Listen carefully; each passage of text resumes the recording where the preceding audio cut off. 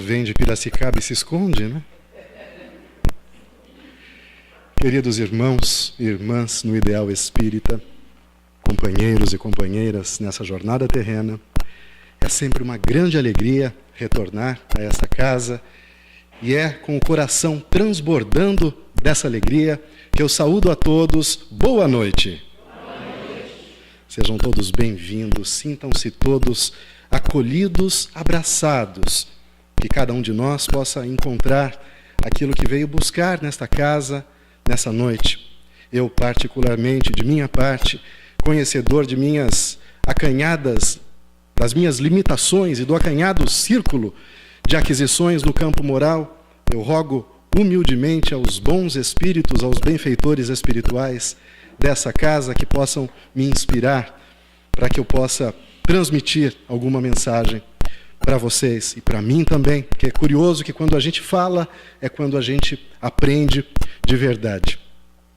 Bem, para a preleção da noite, nós selecionamos o tema Justiça Divina.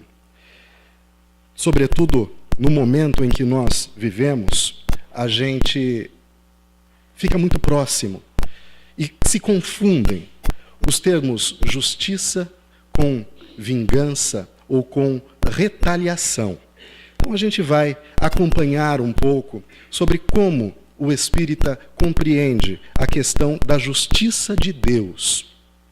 Nós começamos com uma citação, porque os que ouvem a lei não são justos diante de Deus, mas os que praticam a lei hão de ser justificados. Isso está no Evangelho de Tiago. Na verdade, o que ele está dizendo é que conhecer as leis, quer seja naturais ou as leis da sociedade, não nos torna justos. O que nós precisamos, de fato, é nos conduzir de acordo com o nosso conhecimento. Para falar sobre o tema, nós trazemos algumas citações da Bíblia, do Livro dos Espíritos, do Evangelho segundo o Espiritismo, sobretudo da obra O Céu e o Inferno, que trata sobre justiça divina, e também da obra O Consolador, do Espírito Emmanuel, pela psicografia de Chico Xavier. Então começamos com uma pequena reflexão. O nosso mundo parece um lugar justo quando nós olhamos para os acontecimentos em todos os campos. Nós, em alguns momentos, não sentimos que a injustiça prepondera. Quando nós percebemos o sofrimento de alguns seres que, desde o nascimento, nascem com severas limitações, quer mesmo no campo físico ou no campo das possibilidades, nascendo em famílias, eu não estou nem falando de recursos materiais, mas muitas vezes nascendo em berços em que não recebem ao menos a atenção, o carinho, o amor daqueles que mais deveriam zelar por eles. O mundo às vezes não parece cruel com alguns. Vamos definir justiça segundo o que encontramos nos dicionários.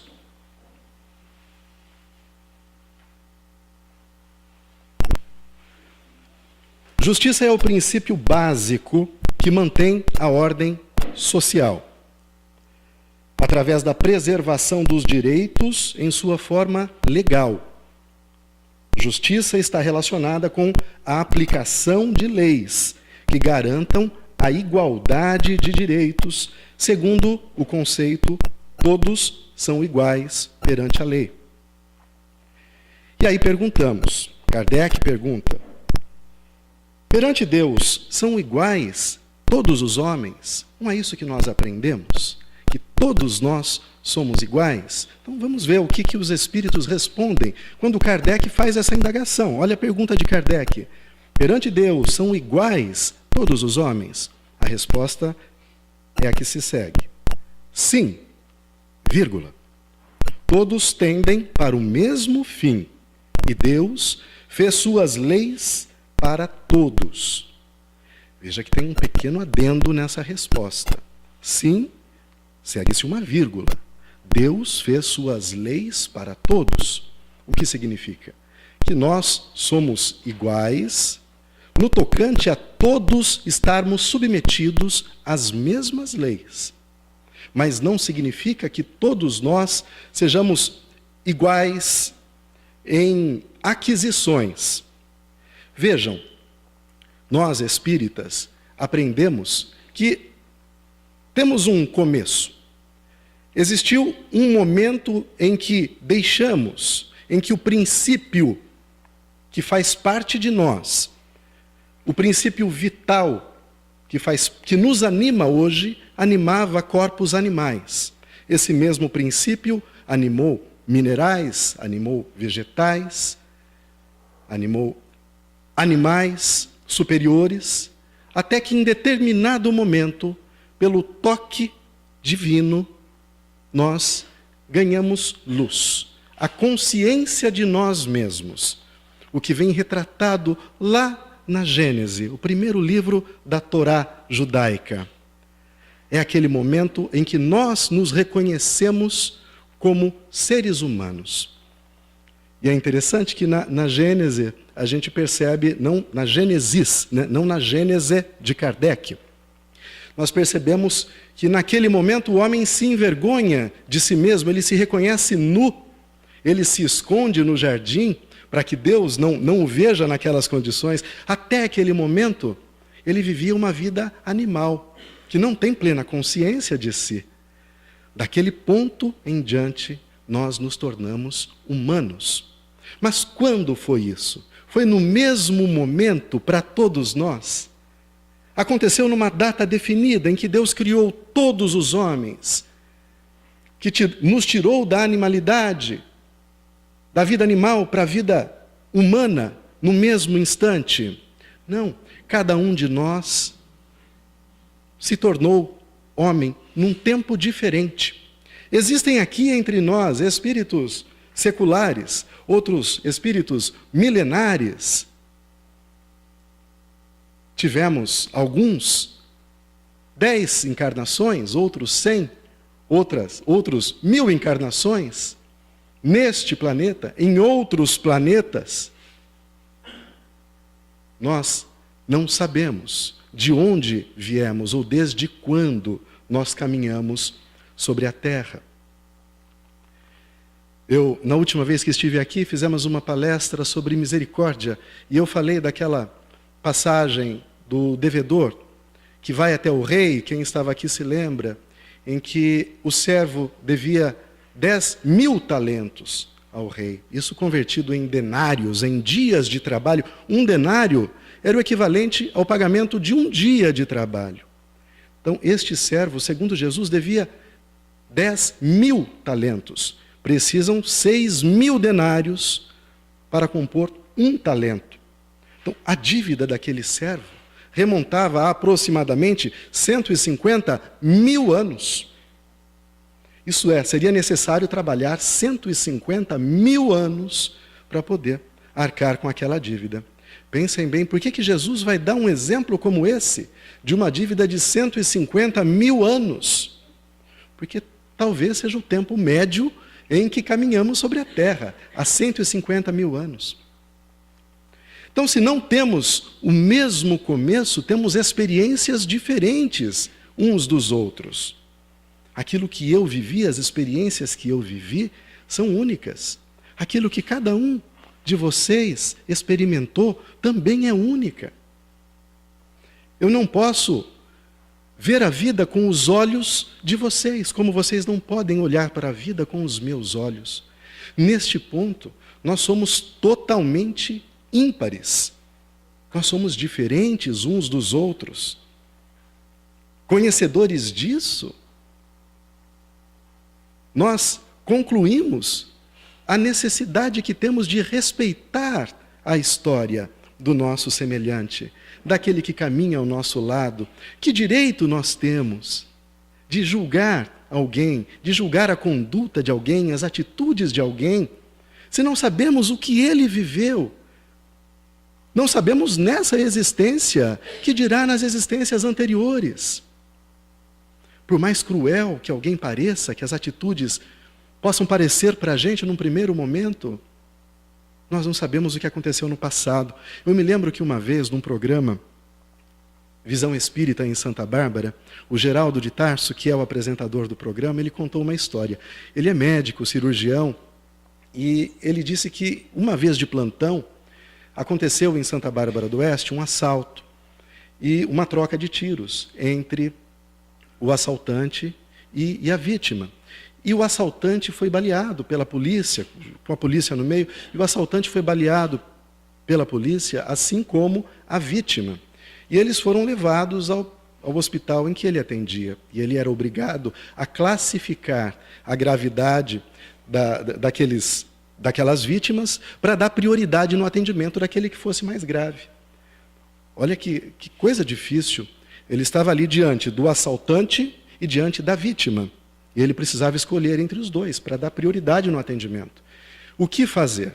Quando ele avaliou o quadro, o assaltante se encontrava num quadro mais grave do que a vítima. E ele, então, classificou o atendimento prioritário ao assaltante. Agora, veja qual é a reação da família. A família que está ali, esperando. Mas como assim? O meu ente querido, ele foi assaltado, ele foi baleado, ele é a vítima. Em vez de dar toda a prioridade para ele, vocês dão a prioridade para o assaltante? Para esse malfeitor? Num primeiro momento, realmente não faz sentido. Por isso que a justiça, muitas vezes, parece crueldade, parece dureza. E se quando nos deparamos com uma situação corriqueira como essa, que acontece todos os dias nos prontos-socorros, por aí afora, imagine na compreensão, na tentativa de compreensão de Deus, do nosso Pai maior. Essa citação está lá no Livro dos Espíritos, na questão 803. Mas segue-se. Como se pode definir a justiça?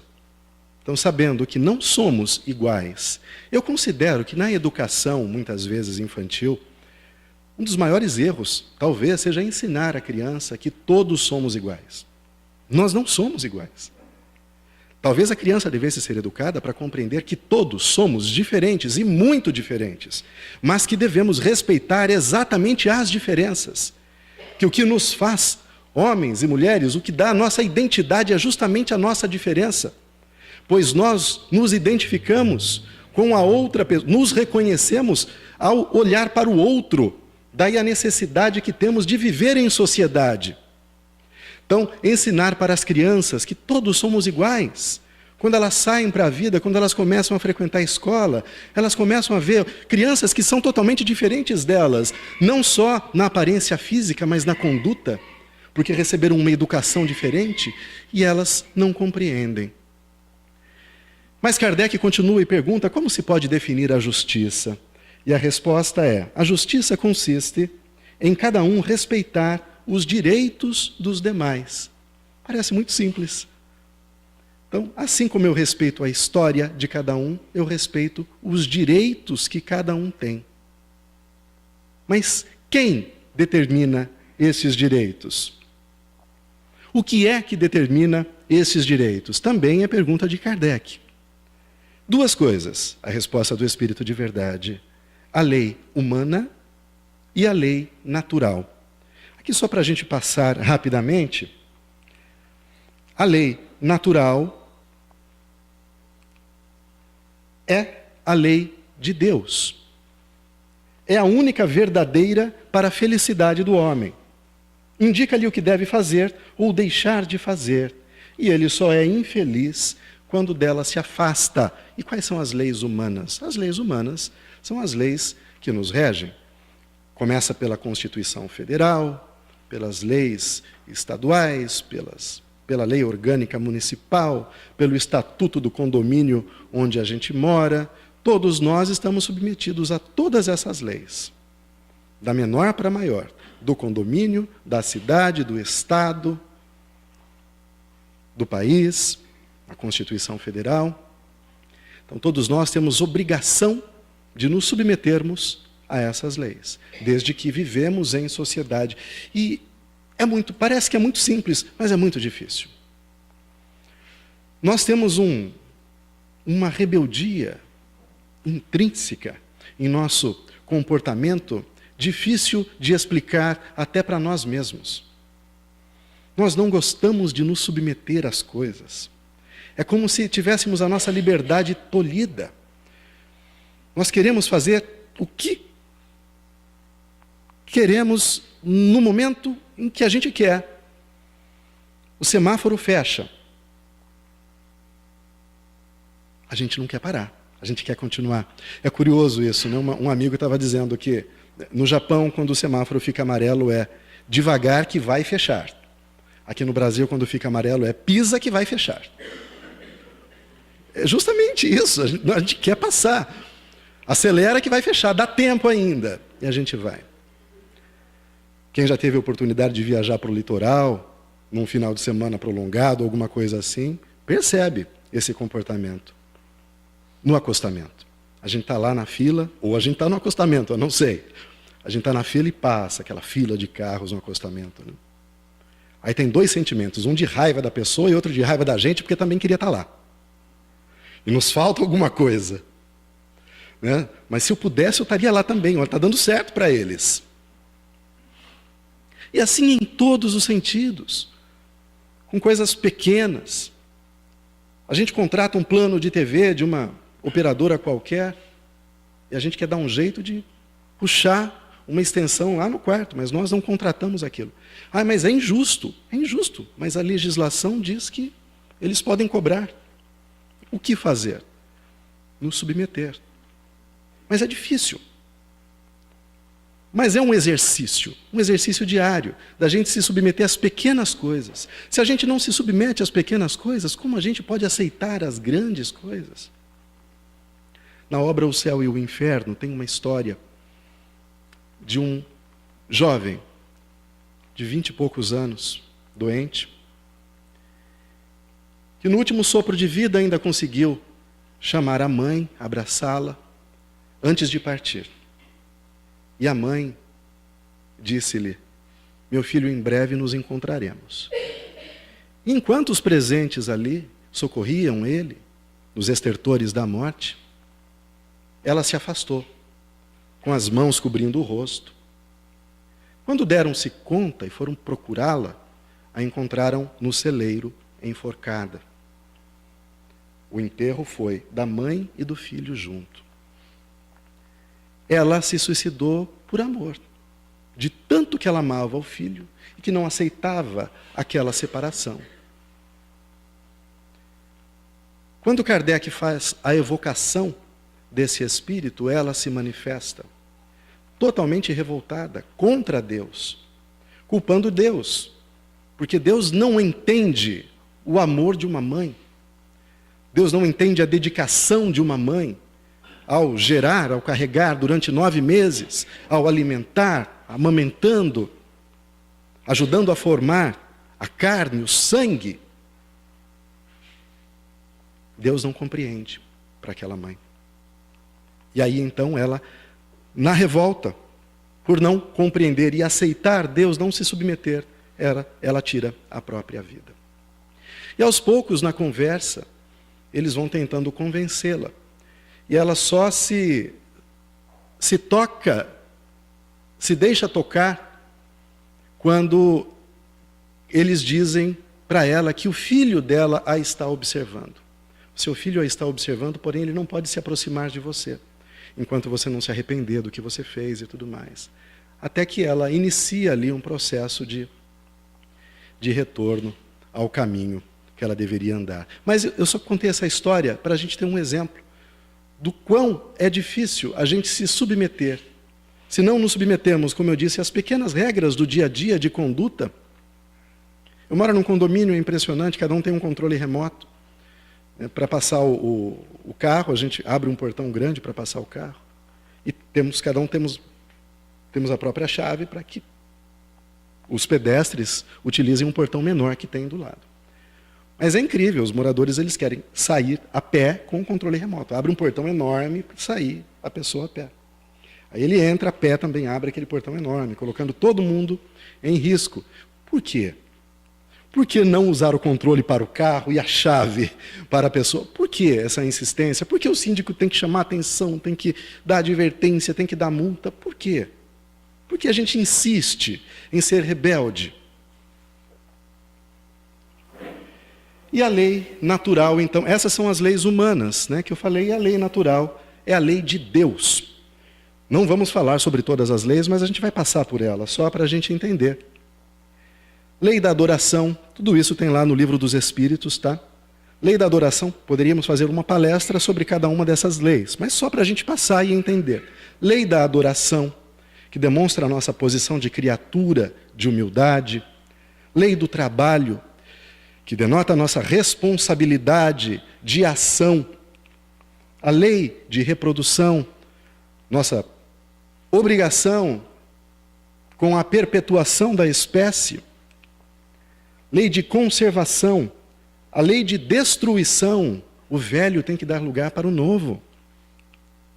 Lei de sociedade, somos obrigados a conviver com outros. Lei do progresso, tudo evolui. Para nós espíritas, nada fica estagnado, nada retrograda. Hoje, nós somos melhores do que fomos ontem. O mundo hoje é melhor do que foi no passado. Por mais que alguns queiram olhar para o mundo e falar, esse mundo está perdido, no passado não era assim, os filhos respeitavam os pais. O nosso mundo hoje é melhor. Nunca tivemos tanta preocupação com o meio ambiente, tantas organizações, sociedades civis representando o direito das minorias, dos negros, dos mais pobres, dos deficientes. Isso nunca na história da humanidade aconteceu. A sociedade hoje é melhor do que era no passado. A lei de igualdade, que tem a ver com a nossa palestra de hoje, que é a justiça. A lei de liberdade e a lei de justiça, amor e caridade. Como eu disse, nós só passamos. Quem quiser saber mais, vai lá no Livro dos Espíritos, na parte 3, e tem detalhadamente uma descrição de cada uma dessas leis. Bem, mas para falar em justiça, nós temos um Código Penal. Assim como o nosso sistema penal tem um promotor que vai fazer a acusação, tem um advogado de defesa, tem um acusado, existe também um Código Penal da vida futura, que nós vamos encontrar lá na obra O Céu e o Inferno. E eu trouxe aqui algumas citações desse Código Penal. A alma, ou espírito, sofre na vida espiritual as consequências de todas as imperfeições que não conseguiu corrigir na vida corporal. O seu estado feliz ou desgraçado é inerente ao seu grau de pureza ou impureza. Olha que interessante. O espírito, então, na vida espiritual, vai viver as consequências de suas imperfeições. Acho que todos já ouvimos essa sentença quando alguém, muitas vezes, depois de uma longa doença, desencarna, alguém fala, descansou, acabou o sofrimento. Não necessariamente. Pode não ser bem assim. Pode ser que o sofrimento continue. Pode ser que o sofrimento se acentue. Porque existe uma causa para o sofrimento, que é a purificação do nosso perispírito, que é a drenagem dos erros, das consequências dos nossos atos, que ficam gravados no nosso perispírito, no nosso corpo espiritual. Quando nós encarnamos, nós temos a oportunidade de drenar, de purificar esse corpo espiritual, para retornar ao plano espiritual renovado, iluminado, levando a luz própria que adquirimos. No entanto, existe o bem sofrer e o mal sofrer. Tem aqueles que, quando sofrem, também fazem sofrer todos aqueles que convivem com ele. Tem aqueles que, quando sentem uma dor, a casa inteira tem que parar por conta da dor dele. Me lembro de uma história que o Richard Simonetti contou uma vez, muito interessante. Diz que uma determinada pessoa tinha uma doença terminal e a família foi chamada ao hospital. E foi aconselhado, olha, leve ele para casa, ele tem poucos dias, talvez algumas semanas de vida, deixa ele ficar em contato com os filhos, com a família. Vocês têm a oportunidade de ficar mais tempo juntos aí nesses momentos finais. E levou o moribundo para casa. Aí passou alguns dias e nada dele desencarnar, passou algumas semanas e nada, passou um mês e nada, passou 2 meses e nada, e ele era daquele tipo que eu citei agora. Era daquele tipo que passava o dia inteiro gemendo, desesperado e reclamando de tudo. Reclamava do remédio, reclamava do calor, reclamava do frio, reclamava da cama, reclamava. Atormentou a família inteira. Chegou um ponto que a família já queria que ele fosse embora, ele não queria ir. E aí chamaram o Richard Simonetti. Ele falou, vê se pode, né? O que eu tenho a ver com isso? Mas chamou, vai lá, converse com ele, né? Veja como ele está. E aí o Richard foi. Sentou do lado dele, ele já não falava mais, só emitia alguns sons. Aí o Richard conversou, explicou para ele sobre a vida no plano espiritual, sobre o que o esperava, sobre os entes queridos, sobre a liberdade, sobre poder voltar e visitar aqueles que ele ama. Não emitiu um som, não falou nada. O Richard viu que não tinha muito resultado, né? Fez uma prece, então se despediu. Quando ele estava saindo na porta, ele escutou Aí ele parou, olhou para trás assim, ele viu enquanto ele fazia assim, Não vou não. Não adianta tentar me convencer que eu não vou não. Totalmente rebelde. Mas esse espírito, quando desencarna, será que acabou o sofrimento dele? Não, não acabou. Ele não conseguiu se resignar. Aquele sofrimento não teve valor nenhum. Nós escolhemos o quanto nós sofremos. É uma questão de escolha, isso é curioso. Deus não se alegra com o nosso sofrimento. Deus não quer que nós soframos. Ele não precisa que para evoluir nós sintamos dor, dificuldades. Ele não precisa disso. Isso é uma questão de escolha nossa.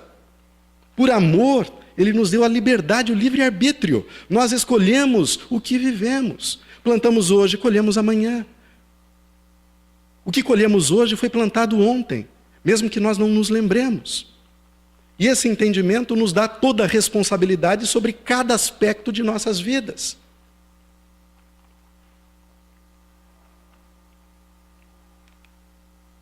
Está lá no capítulo 7, no primeiro item. Mas vamos seguir.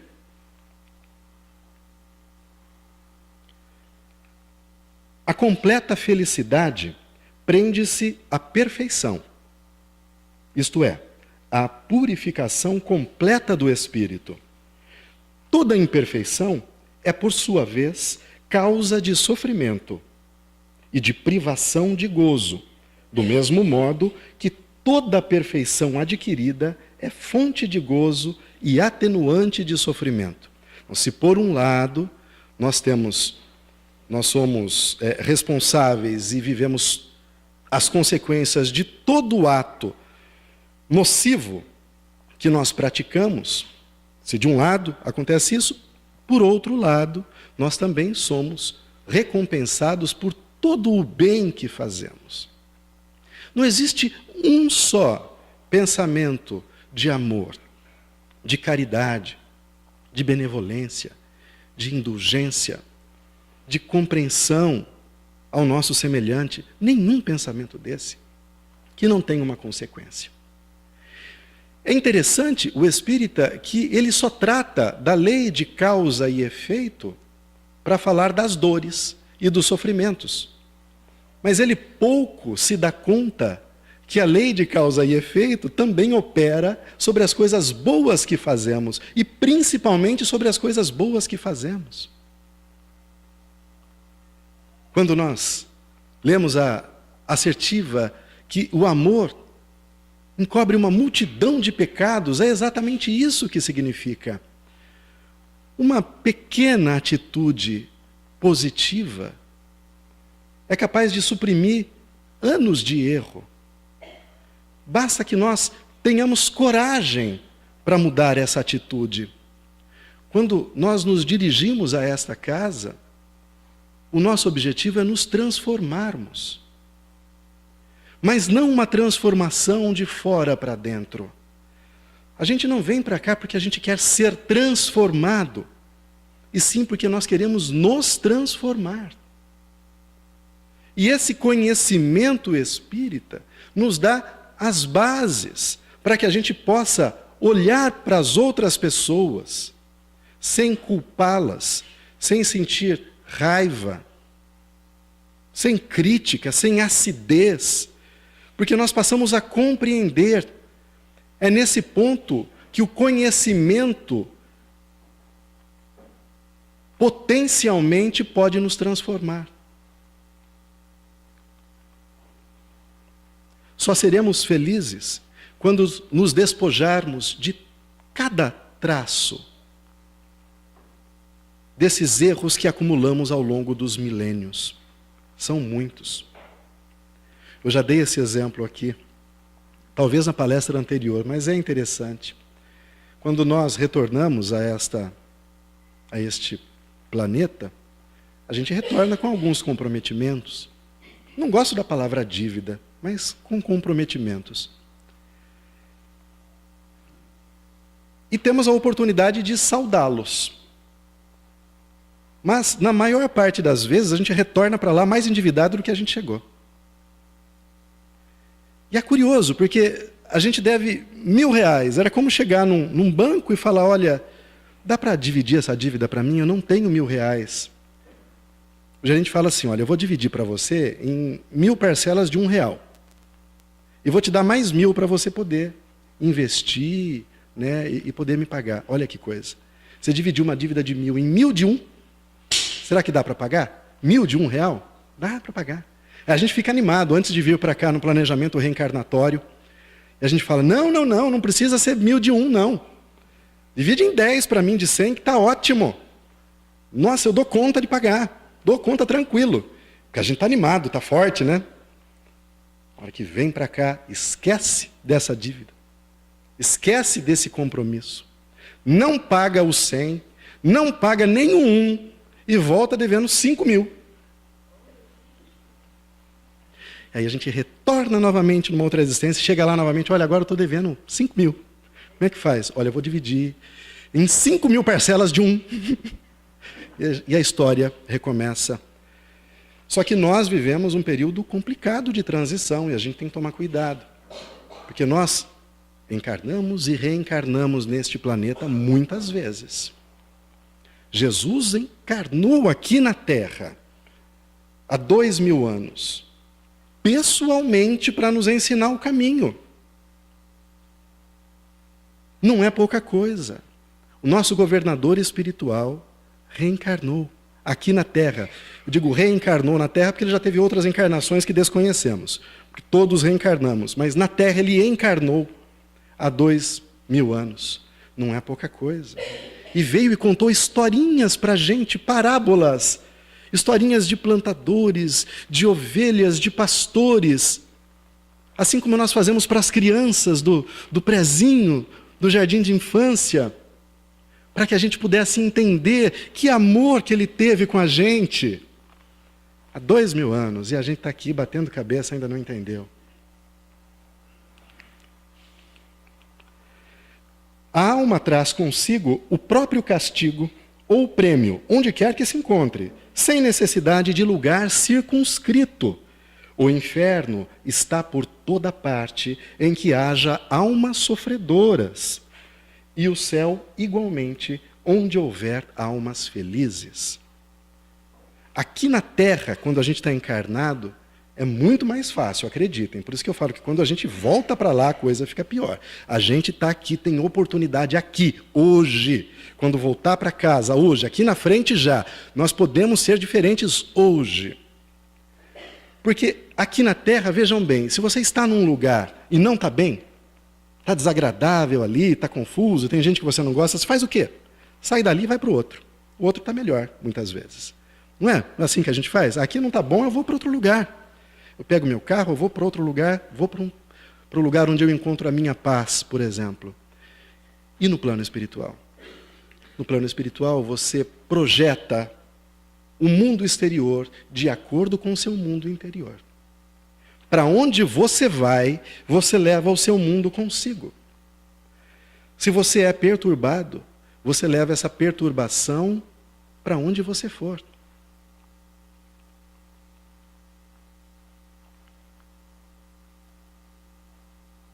E o céu também. Veja que a gente está falando da parte negativa do inferno, mas o ambiente feliz também.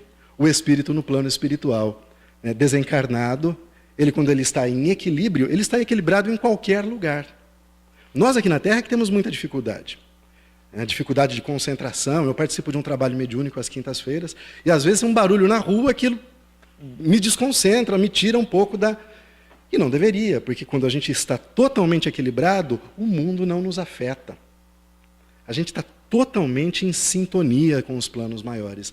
Daí a necessidade da gente vigiar constantemente. Mas vamos seguir que o tempo passa rápido.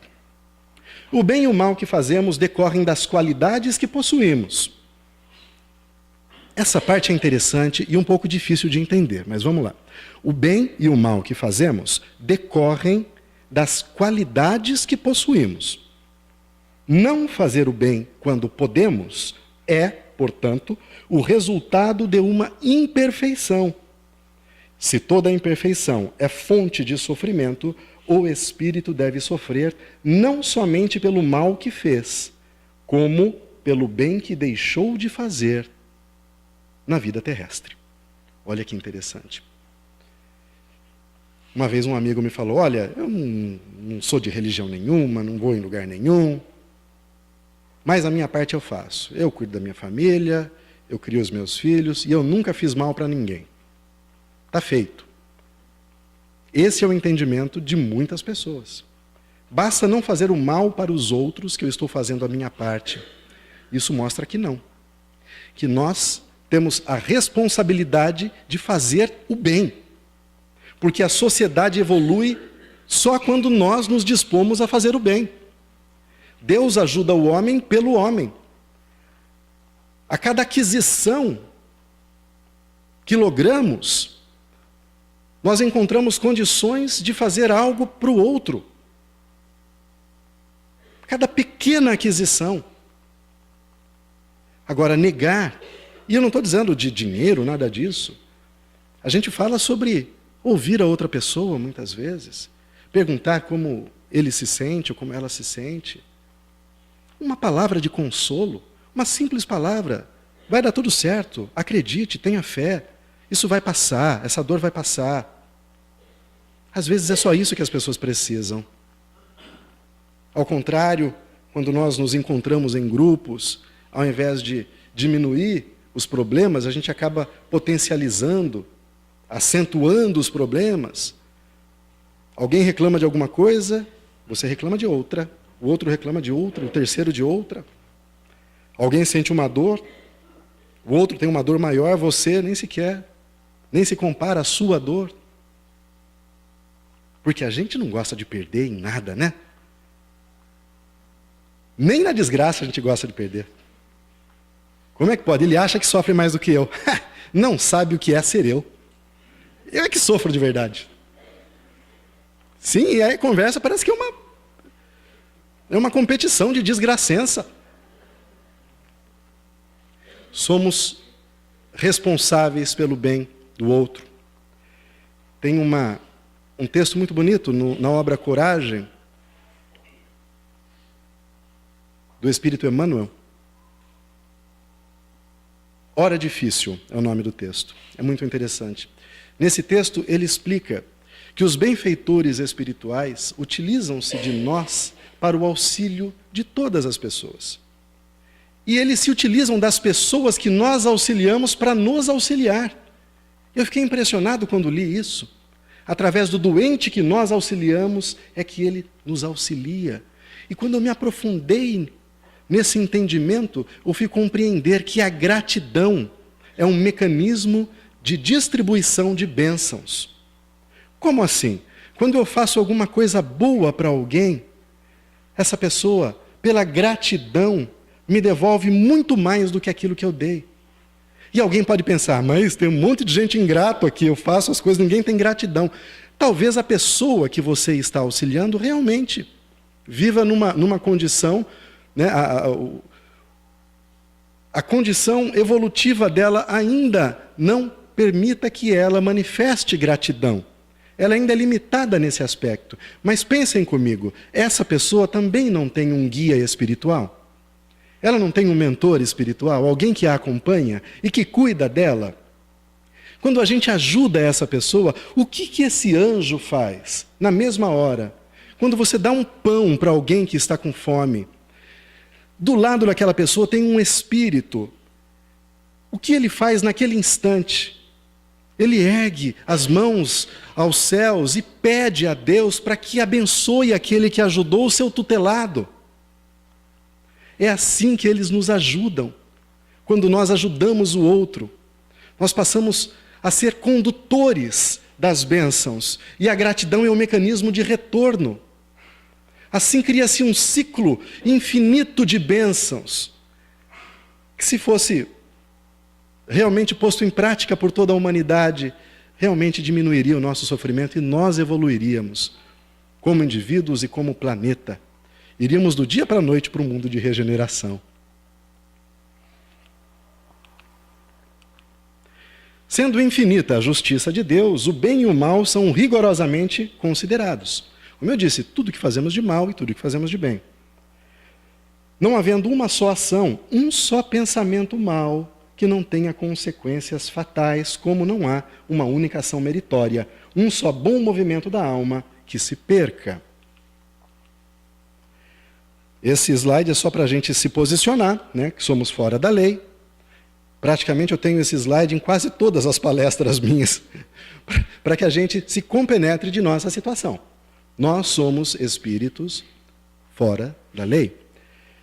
Santo Agostinho diz isso: a Terra, conseguintemente, oferece um dos tipos de mundos expiatórios, cuja variedade é infinita. Existem infinitos mundos iguais à Terra. Mas revelando todos eles igualmente, em caráter comum, o de servirem de lugar de exílio para espíritos rebeldes à lei de Deus. Portanto, não é à toa que estamos aqui. Se estamos encarnados aqui, todos nós aqui somos espíritos rebeldes à lei de Deus, com exceção de algum missionário.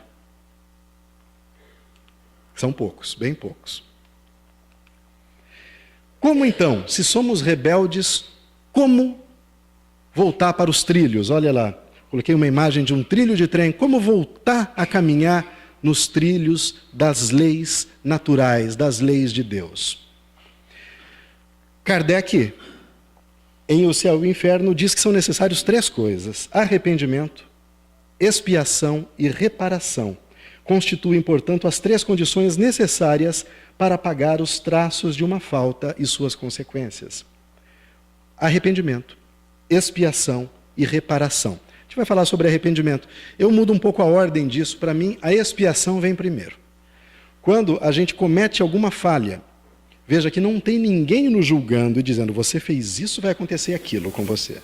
Mas automaticamente nós impregnamos no nosso perispírito uma mancha. E isso naturalmente vai atrair situações semelhantes. Porque existe uma sintonia entre as coisas. Então, não é que alguém esteja me julgando e determinando as penas. É que o que eu faço, eu vou viver simplesmente porque eu atraio aquilo para mim. Então, quando eu cometo algo contra alguém, quando eu prejudico alguém, imediatamente inicia um processo expiatório. Talvez não naquele instante, mas eu fico com uma pendência expiatória. Então, eu vou viver um sofrimento. Por quanto tempo? Vamos ver. Será que tem data definida? Arrependimento é a conscientização da responsabilidade pelos erros cometidos. Olha, eu me conscientizo de que eu não deveria ter feito aquilo. Não precisava ter respondido daquele jeito. Não precisava ser grosso daquele jeito.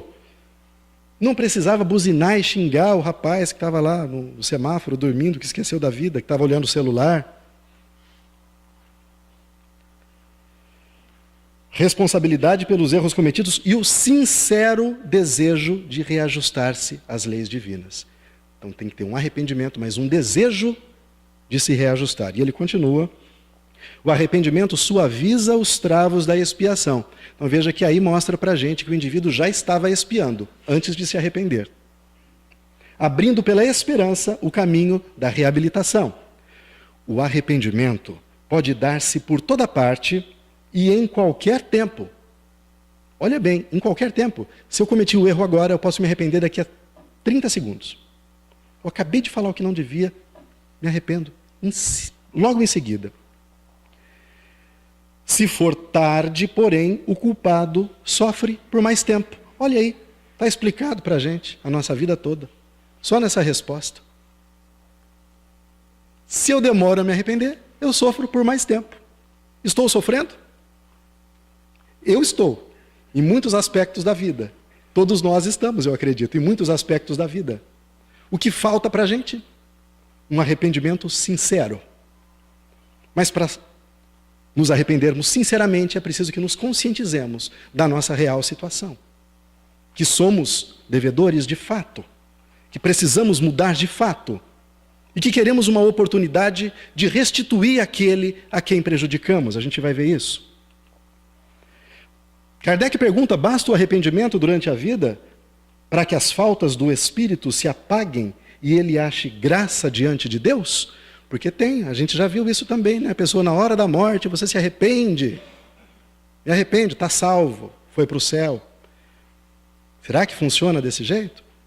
Me lembro até de uma piadinha de um rapaz que estava muito ruim já, à beira da morte, e chamaram um pastor, enfim, para orar por ele, e o pastor falava: você aceita Jesus e renega o diabo? Ele ficava em silêncio. Você aceita Jesus e renega o diabo? Ele não falava nada, o pastor perdeu a paciência e falou: mas como assim, você não vai renegar o diabo? Ele falou: eu não, na situação que eu estou é melhor não fazer inimizade. Mais ou menos assim. Ele não estava muito seguro do que ia acontecer com ele. Então, Kardec pergunta aqui: mas não basta eu me arrepender para mim ser perdoado de tudo que eu fiz? A resposta: o arrependimento concorre para a melhoria do espírito, mas ele tem que expiar o seu passado. E ele continua: a expiação é uma pena imposta ao malfeitor que comete um crime. Simples assim. Está lá no Consolador. A inflexibilidade... Aí não tem a pergunta, mas o grupo pergunta a Emmanuel se Deus pode perdoar, se existe uma inflexibilidade de Deus no tocante aos nossos comprometimentos. A resposta é: a inflexibilidade e a dureza não existem para a misericórdia divina, que conforme a conduta do Espírito encarnado pode dispensar na lei em benefício do homem, quando a sua existência já demonstre certas expressões do amor que cobre a multidão dos pecados. Chico Xavier tem uma frase, que inclusive é dele mesmo, que ele diz que quando a justiça divina vem cobrar e encontra o homem trabalhando, ela apela para a misericórdia de Deus para ajudá-lo no trabalho. A cobrança se faz daquele jeito que eu falei, não pagar em parcelas, porque estamos trabalhando, estamos nos movimentando, estamos sendo úteis. O que nós precisamos é isso, é dar o primeiro passo. Até que os últimos vestígios da falta desapareçam, a expiação consiste nos sofrimentos físicos e morais que lhes são consequentes, seja na vida atual, seja na vida espiritual, após a morte, ou ainda em nova existência corporal. Ele quer dizer que a gente vai sofrer sempre, se a gente não se realinhar, tanto encarnado, quanto desencarnado, quanto em outras existências. Está lá no céu e o inferno isso. A expiação se cumpre no estado corporal ou no estado espiritual? Novamente a pergunta: a expiação se cumpre durante a existência corporal, mediante as provas que o espírito se acha submetido, e na vida espiritual pelos sofrimentos morais inerentes ao estado de inferioridade do espírito.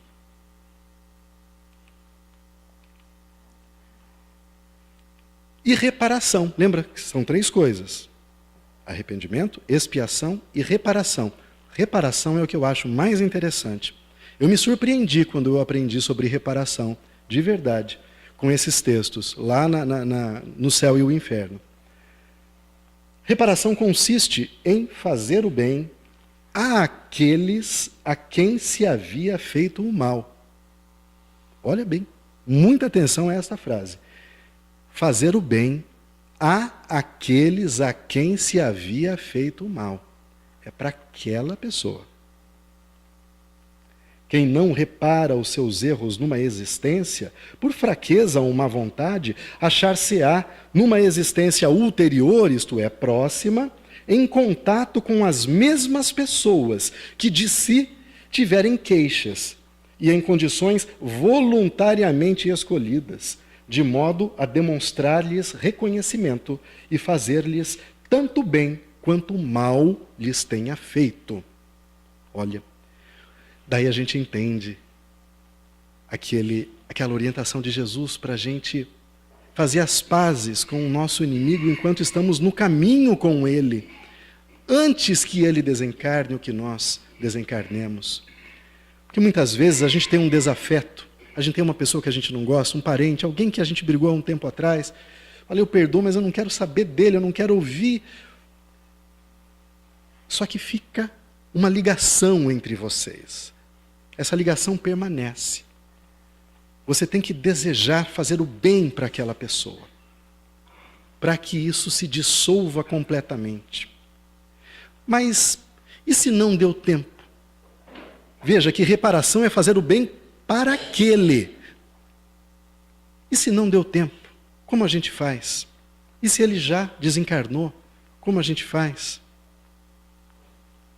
Outra pergunta: mas como eu vou saber, diante de tantas pessoas que eu convivo, quais são as pessoas com as quais eu trago comprometimentos? Como eu vou saber quem trabalha comigo, na minha família, para quem eu estou devendo? Eu não sei de fato. Então, a gente tem que ser bom para todos. A gente tem que fazer o bem para todos. Tem que ser indulgente com todos. Porque fazendo isso, nós certamente estaremos restituindo àquela pessoa que prejudicamos um dia o mal que lhe fizemos.